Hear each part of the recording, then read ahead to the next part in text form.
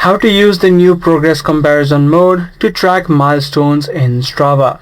Now, in order to access this, what you want to do is make sure that you log into your account, head over to the Use section on the bottom navigation panel, and make sure that you're inside of the progress bar.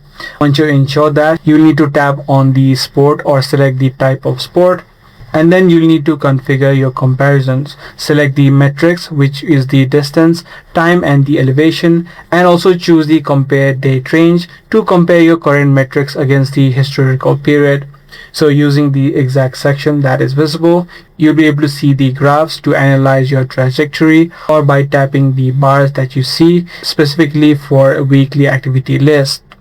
So using this exact process, you can use the progress comparison mode inside of Strava. I do hope this video was helpful to you. If it was, be sure to subscribe. That's going to be all for today. I'm going to see you in the next video.